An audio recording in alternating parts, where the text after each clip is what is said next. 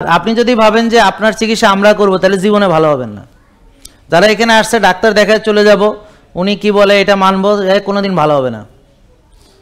আর যারা শেখা শুরু করবে আজকে থেকে, যে আগামী 2-3 বছরের ভিতর অনেক কিছু শিখবো আর মানতে থাকবো যেভাবে পরামর্শ দেওয়া হয়, তাইলে আশা করা যায় জীবনে রুগী হবেন না।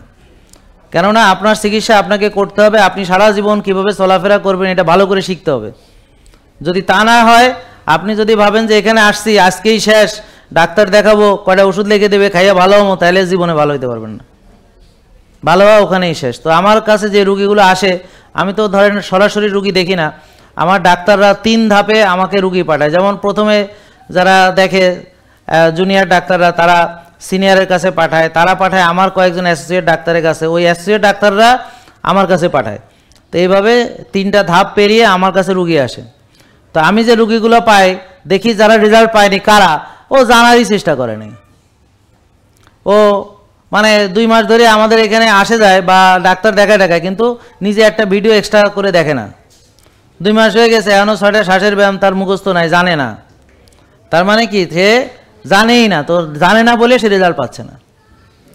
তাইলে রেজাল্ট পাইতে হলে শুধু জানলেও রেজাল্ট পাওয়া সম্ভব না, জানতে হবে। বলেন জানতে হবে, মানতে হবে।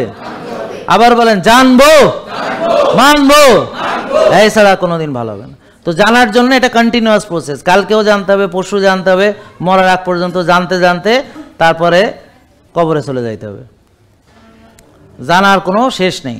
যাদের জানা শেষ, ওরা বললাম না, জানা শেষ হলে জানোয়ার হয়ে যায় আর কি, মানে আর শেখার কোনো ইয়া থাকে না, যে আমি সব শিখে ফেলাইছি। যে কয় যে আমার আর জানার দরকার, ও জানোয়ার হয়ে যায়, কারণ ওরা মানে মূর্খ হয়ে যায়, ও আর শিখতে চায় না।